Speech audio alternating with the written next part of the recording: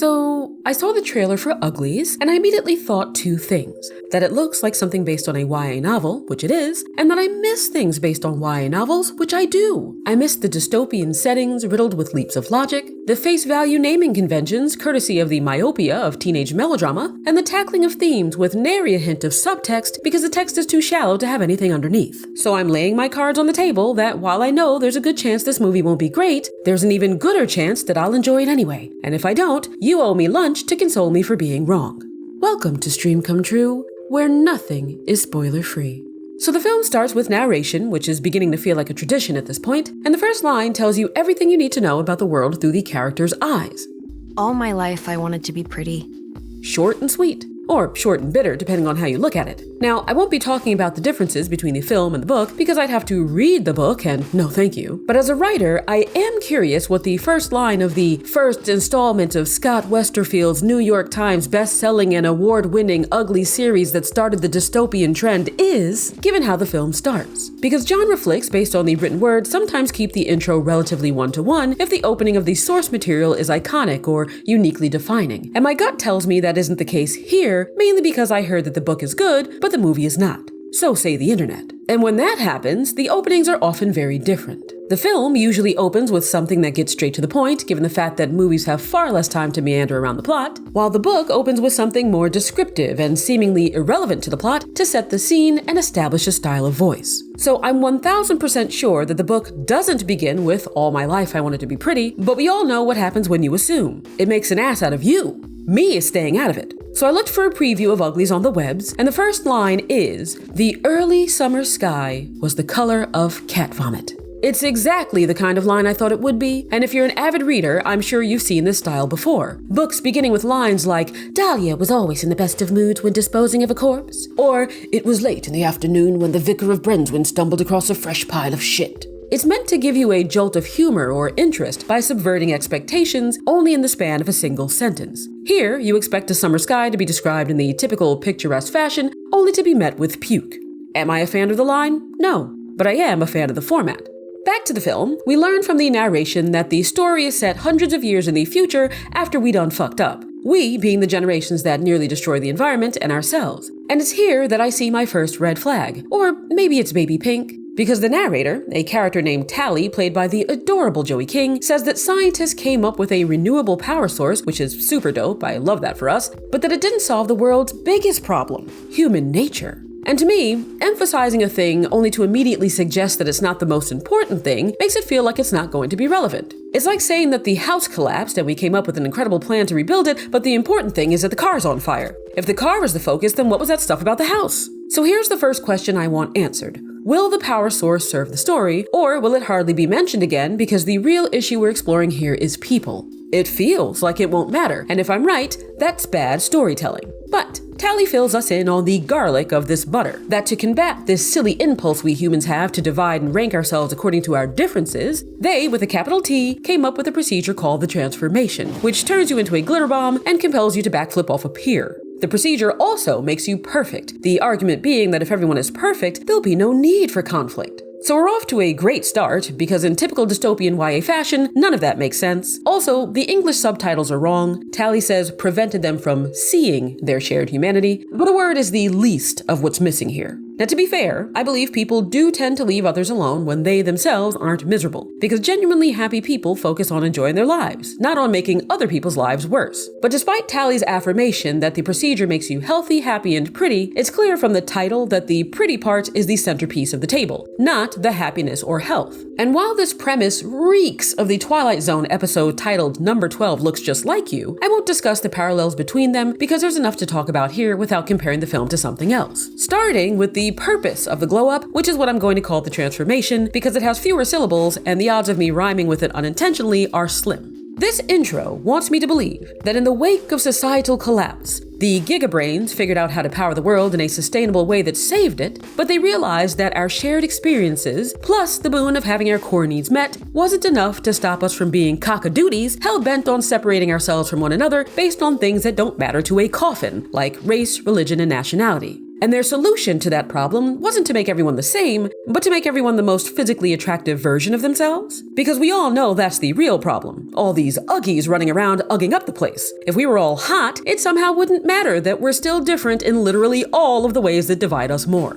Nay, the only difference that truly separates us in the end is beauty. A difference that still exists in their society, hence the pretties and uglies, but why let a little thing like being consistent get in the way of a good story that also isn't that? Now for the record, I'm not criticizing the glow up for being out of step with reality, because I think that's kind of the point. Anyone with 2 brain cells would know that making people look better won't solve the ills that pit us against one another. And yet, achieving an impossible or unnatural standard of beauty continues to be sold to us as a catch-all cure. The great equalizer. Tally says that she thought being pretty would change everything. And you may have felt that way before, that if you were just more attractive, everything would fall into place. The difference is that Tally's world is built around the fact that it's true. Everything does get better once you're pretty, only by force. Because the disparity in their society between the life of the pretties and uglies isn't the result of our nature, it's engineered. My question is why? I think it's safe to say that the people who invented the glow-up have more than 2 brain cells. So I can't imagine that any of them genuinely thought that the solution to things like war, rabid tribalism, and the never-ending conflict that is humans hating each other because it's Tuesday is lip filler and glass skin. So I may only be 2 minutes in, but I already know there's an ulterior motive here, and that's what I'm criticizing. The fact that the reason for the glow-up is so dumb that it can't possibly be the real one. And I can guess what the real one is given the genre. If the glow-up is hailed as a cure for division, then it must be a way to maintain unity through order, aka control, i.e. whoever's in power is a bad guy doing bad guy things, the end.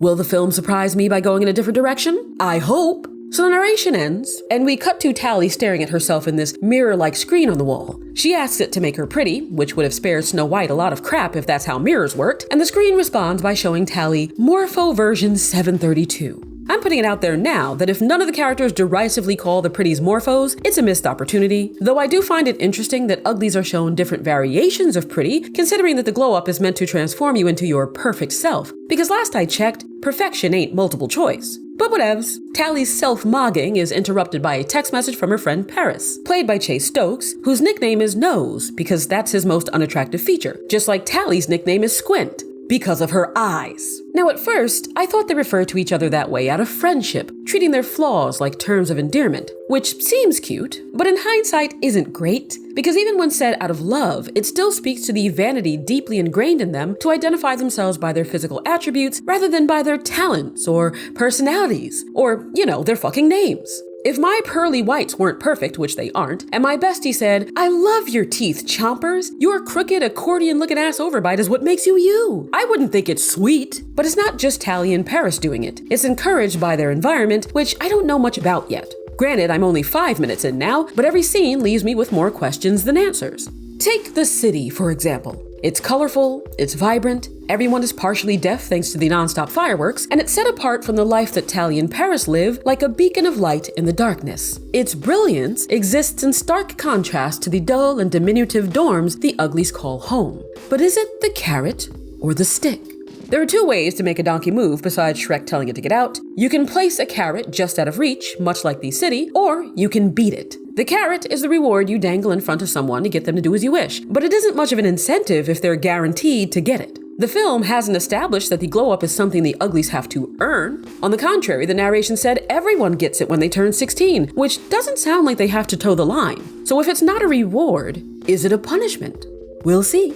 Checking in with the characters with typos for names, Tally and Paris meet up to gush about the city, and Tally is all, "Oh my god, are you doing?" Because while she has to wait another 3 months to be thirsticated, Paris is getting his glow-up tomorrow. He expresses his doubts, wondering if he'll still be himself afterwards, while Tally's main concern is that their relationship stay the same. A relationship embodied by the matching scars on their palms that I cannot see. But Paris promises that he'll keep his scar despite the glow-up, which I'm sure is not going to come to play later, and that he'll meet up with her in a month to tell her all about it. Cut to the next day when they rush to the assembly room for what I guess you could call a graduation ceremony for all of the uglies turning 16, including the ones who are 30, and I don't know if this was intentional or if it was something no one thought about while it was happening, but the governor of the district, Dr. Naya Cable, is played by Laverne Cox, and I found it curious to have dialogue about change setting you free from hatred and discrimination coming out of the mouth of a black trans woman. woman. Like it or not, there's only so much separation from reality we're capable of across the board. So just as something rings hollow or even comical about an actor who's very attractive playing a role where everyone thinks the character is as ugly as pig's feet, it's hard to see a black actor talk about hatred and discrimination for how you look, or a trans actor talk about getting a surgical procedure to finally be happy, without associating it with that actor's real-world self. If the filmmakers did that on purpose, fine, but if they didn't, I prefer choices that don't muddy the thematic waters or otherwise kill some of the immersion. So I either would have changed the language of her speech or not cast a black trans woman to deliver it. Because in universe, it kind of comes across like all the pain and suffering those groups experienced was no match for a sweet pair of contacts. And again, I'm not saying that's what the filmmakers intended, I'm just saying that's how it feels when the line between the character and the actor is blurred. Then there's the absurdity of Cable talking about the discrimination the Uglies are facing at all, given that she and those like her are responsible for it. I am so excited for you to take your place in the city. We actively prevent you from entering because you're not good enough. And live the life you have been waiting for.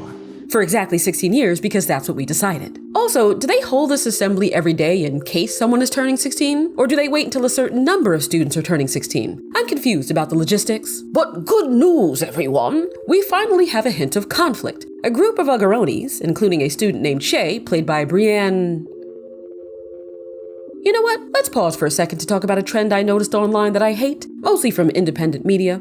So many people interviewing actors don't introduce them by name in the clips that they post. And I don't mean clips from the middle of the interview, I mean that the interview starts with them saying things like, "Hello fans, we're here in the studio to talk about the upcoming Slime Rancher film, Plorts in My Shorts." Then they turn to the actor and say, "It's great having you with us today. We're so excited about your new project." And they just skip the part where they say the person's name, which I find very unprofessional. But that's neither here nor there. Her name is Brienne Chu, that's how I heard her pronounce it, so that's what I'm going with. And her character Shay and her buddies mention that some of their friends snuck off to a place called The Smoke, led by someone named David. And they drop a few deets. That no one knows if the smoke exists, that it's a challenge to reach it if it does, and that its leader is one man's rebel, another man's threat.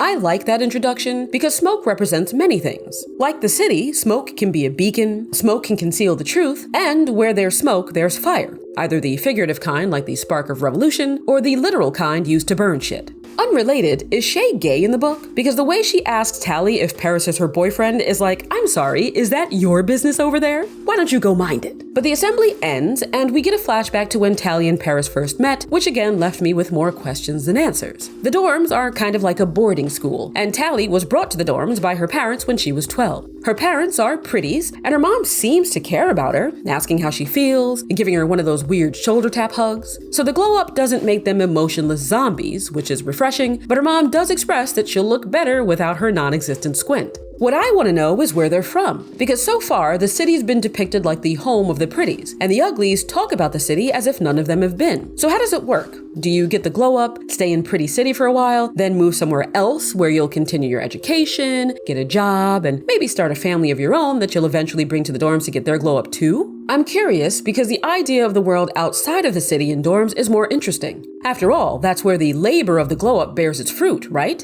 Where the alleged benefits of everyone being pretty, minus all their ugly ass kids, can be seen in everyday life. I understand not wanting to focus on any of that for this film, especially if they were leaving things open for a sequel. I just think the world building would be nice to explore. But I digress. As the story goes, Tally and Paris met at the dorms as kids, became best friends, and one day Paris asked Tally to promise that they'll never be ugly to each other. But Tally was so wrapped up in looking at the pretty version of herself on a tablet that Paris smashed it on the ground, cutting his palm in the process because he doesn't know how to throw things like a not stupid person, and to seal their promise, Tally grabbed a shard of glass and cut her palm to match, taking his hand. It's all very unsanitary. We now head back to the present to get a peek at a day at the dorms, where the students run up the stairs and occasionally down them, and it's here that we learn about the renewable power source courtesy of Tally's class presentation. We decimated the earth with fossil fuels. Check. We poisoned the air, the soil, the water. Check. We wiped ourselves out, fighting over the aftermath. Check pending. And the miraculous power source their bioengineers came up with was an orchid. Yes, their cities literally run on flower power. And while I could sit here asking, well, I don't really care why it's a flower or how that even works. I just want an answer to the question I asked at the start. Does it matter? Because I'm still not convinced that it does. Or that Tally does. Because it turns out that best friends forever was best friends for now. Not only has Paris not responded to any of her texts since his glow-up, he also failed to show up on the night he promised to meet her. So Tally sneaks into the city where she grabs a party mask to hide her face, and the mask creates this illusion in what she sees and in what she looks like, giving her the bippity-boppity treatment. On the one hand, it's cool that it provides this augmented reality that makes everything look and feel magical, but it also seems superfluous when the city is already a bastion of artifice. And I think it's more compelling that the glow-up be what changes their perception of the world and themselves, rather than there also being random tech like a mask that basically does the same thing in a non-invasive way. It just felt like an item of convenience put there specifically for an ugly to experience what the city is like in a pretty's shoes. And I'm not saying that's bad, it just functions differently narrative-wise than if the mask only hid her identity and she saw the city for exactly what it is, which is already sparkly and amazing, so what's a few extra lights? I did, however, appreciate the throwback to when every trailer and film score had at least one cover of a song that they slowed down and sang with the breathy vocal equivalent of mumble rap. You know, when row, row, row your boat becomes row, gently down the stream. Like, you know what I'm talking about. I also wondered if the fact that her mask had a pig nose was a callback to the Twilight Zone episode Eye of the Beholder, or if I just have T-Zone on the brain. So, Tally enters the city, and it's lovely. I adore how crystalline everything is, like twinkling stars falling around her. But I would have liked to see her spend more time wandering through the city and taking it in. Because this is a place she's been dreaming of her whole life. A dream she's gazed at from afar for the past few years. She said it herself early in the film that she wanted to be there so badly it hurt. So they should have milked that moment, allowing us to see a transformation inside her where she's so in awe that she nearly forgets herself and why she's there. And I would have preferred that she only snap out of it when she sees Paris. Instead, she walks like 2 feet past Meet the Spartans and immediately asks someone where the Garbo mansion is. You know, the one made of trash, because she somehow knows that's where Paris is going to be. And when she finds him, it not go so well. Like Tally's mother, Paris isn't mindless or a monster. He's not flipping out over her being there or recoiling in disgust because ew, an ugly got in. He's just different in a vapid sort of way that he assures her she'll understand once she's pretty. The nail in the friendship coffin, though, is that the scar he promised not to let them remove is gone, which I'll take Tally's word for because I never saw it in the first place, and she's all, but you poem, when security sees that uggy-muggy and she has to make a break for it. Nonsense ensues, bones should be shattered that aren't, and she makes it back to the bridge where she's almost scot-free. Except that darn warden, whose loudly pulsating vehicle causing its own ripples in the water, somehow detects the splash of a rock she dropped. Good thing Shay was there with her hoverboard to save the day. They escape the warden, girl bond over snacks, et voila! Tally has a new friend. So I like the pacing so far and how Tally's relationship with Shay develops, but we get another hint of conflict when Tally discovers that Shay and her friends have a book. They treat it like it's forbidden, and it feels like something they just tossed in there because dystopia equals book bans. Something my country somehow hasn't learned, despite how many times it's historically been the precursor to an authoritarian regime. But I'll allow it, because it opens the door to Shay perhaps knowing more about David and the smoke than she's letting on. There's also an exchange that touches on one of my questions. When Tally learns that Shay told her friends about her little jaunt into the city, she's upset, believing she may be denied the glow-up if the authorities find out. Shay says, that's not gonna happen, you silly bitch. They want you to have it done. But it's the first time they've introduced the possibility that the glow-up could be used as a stick. Then we arrive at the moment of revelation. It's the day before Tally and Shay's glow-up, and they're having a heart-to-heart when Shay's like, F this joint. What if I don't get the glow-up and just go to the smoke and get old or whatever? And Tally's like, but we have to get the glow-up, and wrinkles are dumb, and also the smoke isn't real. But what do you know? Shay takes Tally for a not fake-looking ride on their boards to the Forbidden Ruins, where she lights a fire, and surprise! The smoke is real, and David is on his way. Now, I haven't mentioned it yet, but minus 2 very odd references to Tally getting her legs lengthened, I like the dialogue, which I can't always say for science fiction despite it being my favorite genre. The more cerebral stuff, sure, but lighter, more action-oriented films tend to have these exaggerated conversations with a lot of exposition and an over-reliance on language unique to the world. Like, "Oi, how's about you grab me a Kovac and I won't tell the SRC what you and the Bovils have been up to mining the Devnars and Araya 13? Oh, you know Brody's never met a skip while he didn't flib like a flogging, even after the Lucite shammed the Hadouken." And I'm like, what is this?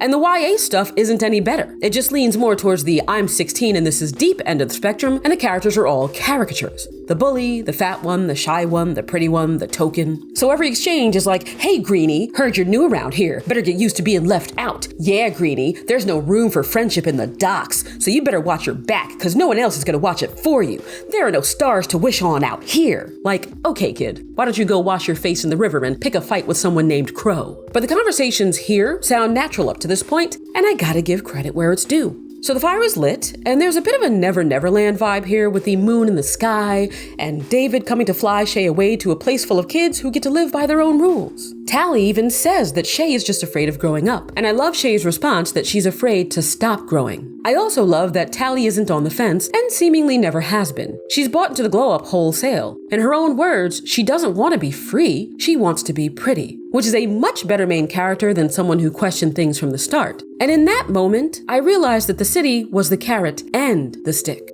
It wasn't just about looking forward to the joy of being pretty, it was about running from the pain of being ugly. A pain Tally felt not among friends, but when she peered across the water. I know the acting normally isn't praised in films like this, but Joey and Brienne killed this scene. I saw the cognitive dissonance rising in Tally's face, not wanting to give up who she is, but no longer wanting to endure who she's been. And I felt Shay's desperation to get Tally to see her, and that she's loved and will be loved if she just takes that leap. But it's not in the cards! So Shay leaves Tally with instructions on how to find the smoke if she changes her mind, and goes with peace. No time to cry about it though, because the big day is here for our precious little ugly, and there Tally sits, patiently waiting for her name to be called so her new life as a pretty can begin. Except Kardashian number 47 doesn't call her name. Instead, she's taken off-site to meet the woman, the myth, the legend herself, Dr. Cable, who is obviously a villain. Never in the history of mankind has someone ever said hello to another person with their back to them before slowly turning to finish their sentence and been good. If you get a job, and when you walk in to meet your new boss, he says hello while facing the window, then turns and says, I'm Mr. Smith, but you can call me Jack, call him your former employer and quit, because that man is the antagonist of your story. So we find out that Shay's exodus didn't go unnoticed, and Cable tells Tally that they need her help finding Shay because it's possible that she's been taken by a dangerous man. Ever the loyal friend, Tally lies about not knowing where Shay is, but despite her name, she didn't count on Dr. Cable calling her bluff with an ultimatum. Either she cooperates, or she doesn't get the glow up. Now this is a tiny nitpick, but I don't like redundancy in dialogue. Cable says, maybe a night back in the dorms will help you remember. Something may jog your memory. And either that was bad editing or bad writing. If it was the writing, an easy fix would be to remove the words you remember from the first line, so Cable would say, maybe a night back in the dorms will help. Something may jog your memory. Except that I also don't like what I'll call duplication, when two people use the same word back to back, especially in the same part of a sentence. And Tally just ended her line with the word help. So the ideal correction here would be to blend the two lines and say, maybe a night back at the dorms will jog your memory. Dialogue aside, Tally doesn't budge, so she's sent back to the towers of acoustic foam to mope when tally-ho! There's a Paris on her windowsill. I like this scene because while it's suspicious that he's advising Tally to give up Shay's location, he acted like his normal self. And when Tally points out that he was weird the last time they spoke, he says again that it's just different in the city. I have some thoughts on that, but I'll save them for later because it's time for an intermission! Why don't you grab a cupcake, polish your hair, and like the video.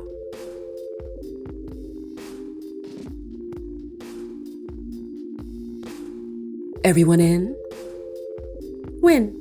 So Paris's persuasion prevails precisely, and Tally agrees to help Cable. Cable tells her that David has a weapon to wipe out the city and destroy their way of life, which isn't wrong. And it's interesting to me how the glow-up is used in different ways to manipulate Tally's character. First, the choice was between keeping her promise to Shay or getting the glow-up. Now, the choice is between infiltrating the smoke or getting the glow-up. Only this time, it isn't framed like an ultimatum. Tally doesn't have to locate the smoke. She's free to get the glow-up instead and move on with her life. But Tally doesn't want to be free. She wants to be a hero. Oh, how the times have changed. Where once she rejected going to the smoke to get pretty, she now rejects getting pretty to go to the smoke. And it makes sense. Cable convinced her that Shay's fate and the fate of the world as she knows it is in her hands, so of course she'd go. I just like the subtle difference that the first time, Tally betraying Shay for her own good was also self-serving, while this time, betraying Shay for her own good is self-defeating. Moving on, some rhyming happens, I won't explain it, and Tally finds a field of orchids, the very same that light up their life. Sadly, the film gets progressively dumber from here, so I'm gonna speed things up, and I apologize in advance for all the questions I'll be asking. Not for asking them, but for having to.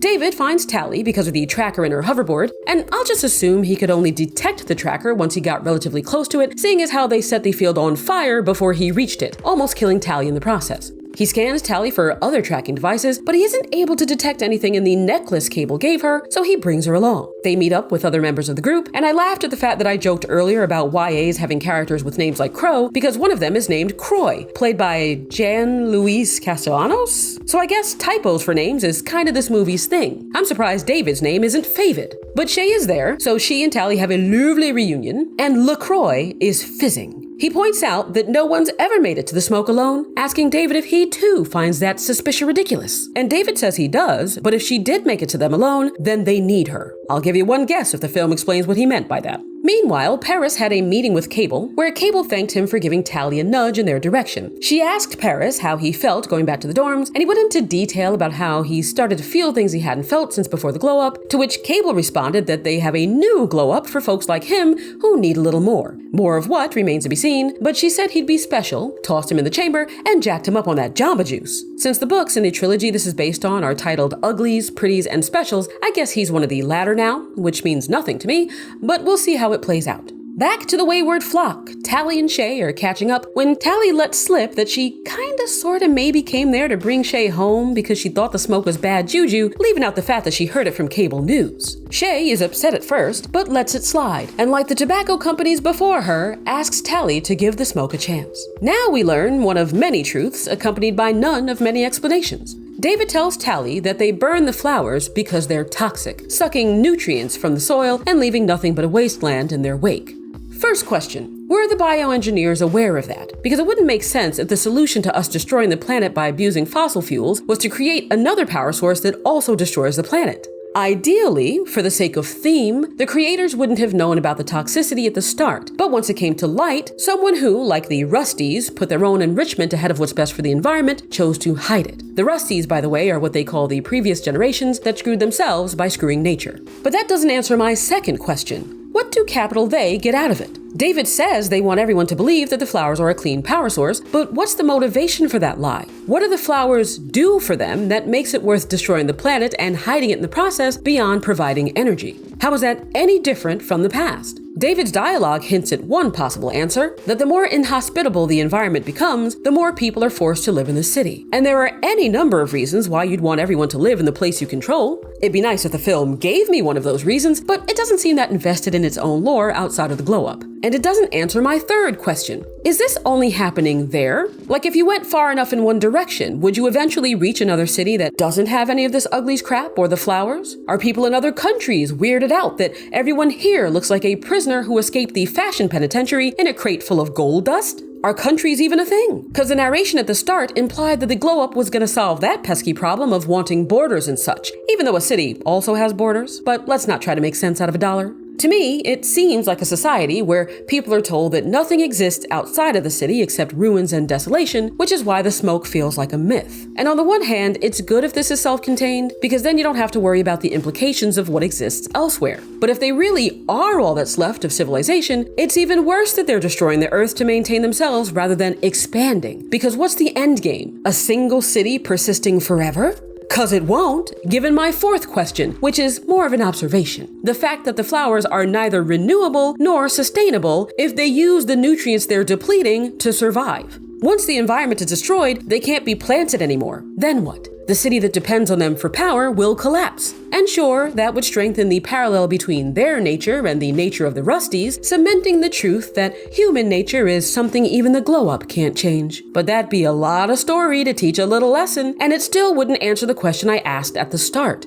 Is this flower stuff really important? Thankfully, I can now answer that myself. No. For the flowers to be important to the narrative, rather than farting around some incidental subplot, they would need to directly influence the main conflict, which seems to be the city versus the smoke. So the flowers should tie into the glow-up in some way. Anyway, David takes Tally and friends to burn a flower field, and Shay is doinked out of the chopper by the sheer force of plot physics. Enter these specials, who track them down and are making a beeline for Shay at what I know the film desperately wants me to believe is superhuman speed. It's visibly not. So I'm deducting 10 points for the cheesy bionic effect when they're running, and another 5 for including it even when the shot is in slow motion. Luckily for the group, the special threat is short-lived because Tally rescues Shay and the gang heads to safety. Now, my boy Croy is not a toy. You will not play with him. So he rightly points out that they can't trust Tally because they don't know her, and those specials only showed up after she did. But David's all, yeah, but she saved Shay. And Shay is like, yeah, I vouch for her bananas. So they take her with them. Now we get to see the Smoke, a thriving community of people, young and old. And Tally's enamored, but she hasn't forgotten the task she was given. She's there to find David's weapon of mass destruction that totally exists, get Shay, and signal for pickup with the necklace. I think this part is fine. There's some relationship building and character development as Tally partakes of the Smoke's lifestyle and gets closer to David, with Croy keeping an eye on her, as he should.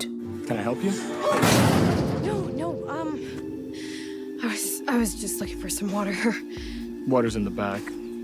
This is Not your business. Hell yeah, Croy. You tell her to keep those squinty eyes to herself! Meanwhile, David, who's played by Keith Powers, by the way, is both charming and kind of insufferable in his convictions. If someone said, move a muscle, change a thought to me, unironically, I'd walk into the ocean and drown away the cringe. Then I'd drown myself again for using that word. And he gives a speech that does something I hate in films, where the character sounds like they're talking about one thing that feeds into the prevailing assumptions about them, but it turns out that they were talking about something else. Like when someone believed to be a serial killer is overheard saying that he has to get rid of them all because they're rotten, then the film says, psych, he meant apples, he's a farmer. I'm not a fan of that kind of writing. And that's what happens here, with David saying that their time is short, they have to achieve their objective, and they'll do whatever it takes to protect their ideals from the city, which can obviously be misconstrued by Tally as referring to an attack.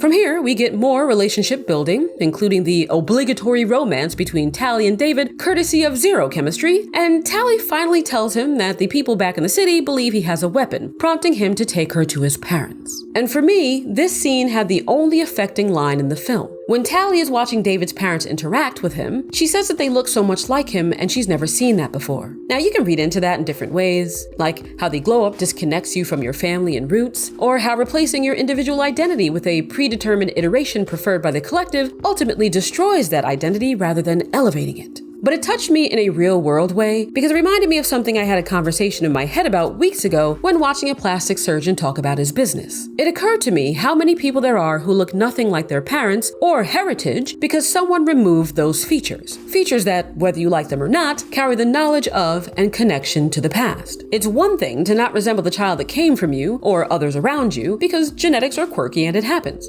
It's another thing entirely to cut those connections out of you or to add features you didn't have in favor of chasing an aesthetic that'll eventually lose its luster anyway 9 times out of 10. And a world that's gone so far down that path that seeing someone who looks like his mother and father feels foreign is a special kind of depressing. So that line had more emotional weight for me than David preaching about how an apple a day keeps the doctor away or whatever he was on about for 20 minutes. And it's here that we learn the truth. The glow-up creates lesions on the brain that lull you into a false sense of happiness, making you easier to control. David's parents, played by Jay Johnson and Sharman Lee, are developing a cure, having worked on the glow-up for the city before, and that cure is the fabled weapon. But they haven't completed it yet because there's some faff they need in the city that they don't have. Now the film goes full hokey from here, so let's wrap up the plot. Disillusioned to the max, Tally chucks the necklace Cable gave her into the fire, but oh no! That triggers it to signal capital they, and the Smoke gets swarmed. Everyone is captured thanks to the musical stylings of these specials, which sounds a bit like wheel.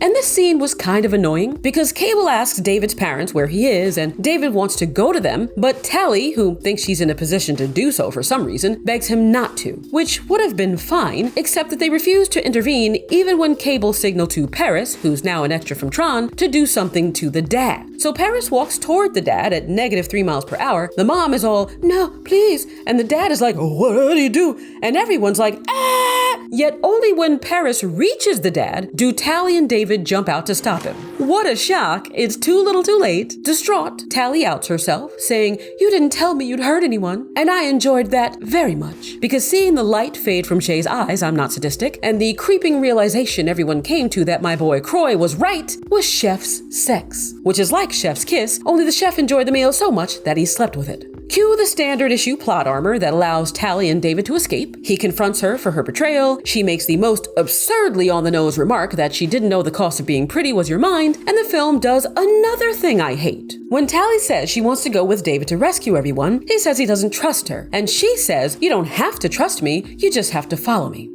Excuse me? If I don't trust you, I'm not gonna fucking follow you. That back and forth is one of the dumbest to exist on screen, yet writers keep using it. Please, Hollywood gods, hear my prayers that it doesn't make sense for a character to say, you don't have to trust me, you just have to blank, when blank requires trust. Nevertheless, they head to the dorms where Tally asks her friends to create a distraction, which seems like a gamble considering that one of those friends is called Sussy, maybe not who I'd bank on for something important. Then they break into the building where everyone's being held captive and make their way past the worst security guard in the history of life. Are you telling me that he didn't hear their footsteps behind him on the metal walkway? Really? But they release the smokers, and upon discovering that Shay was taken to get the glow-up, Tally comes up with a plan I can only describe as a stroke of genius because, like a stroke, it left me unable to communicate how dumb it is. She, David, and Mama make their way to Cable's office, where they find a badonkalicious Shay all glowed up. Paris joins the party, and Cable emerges from the other side of the room where she was just hanging out, you know? And we get the villain's monologue about how free thinking leads to people destroying the world, so taking away their choice saved it. We'll just ignore that whole toxic flower scorching the earth into oblivion thing, I guess. Or the fact that this is the same bad guy logic found in nearly every dystopian YA film. I saw The Giver. When people have the freedom to choose, they choose wrong. Only I prefer that scene, in large part thanks to Meryl Streep. But we're in the home stretch now, so Cable ushers the trio into the glow-up pods, and it seems like all is lost, until Helicopter Croy comes tapping at their chamber door with the flamethrower. So the plan, it seems, was to enter Cable's office where they'd invariably get caught and hold out long enough for someone to blast the entire room with fire,